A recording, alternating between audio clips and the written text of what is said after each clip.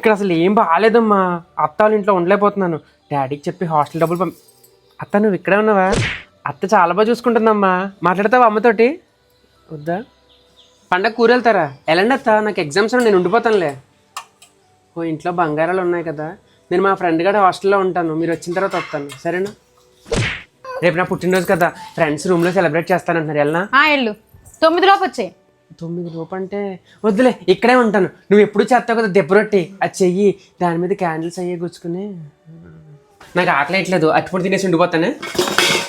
ఓ వండేసావా? తినేస్తాను అయితే. ఏముండవు, అట్టికాయ పెట్టే. అత్త కూరగాయలు ఏం సరిపోతారా? నా దగ్గర మళ్ళీ తీసుకొస్తానులే. లంచ్ బాక్స్ కూర ఉంది, రైస్ కలిపేసి పెట్టేసావా? అదంతలే, కోడి తిండి. నువ్వు వెంటంటావు అది వెళ్ళిదెట్టి, అది కూడా మిగిల్చేస్తావు. ఒరే ఇన్ని మాటలు పడితే ఎందుకు ఇక్కడ ఉన్నావు? సిగ్గు లేకుండా బయటకు వచ్చొచ్చు కదా. ఒరే మెంగ మెతికలేదు మీసాలు సంపెంగను ఎప్పుడు విన్నావా?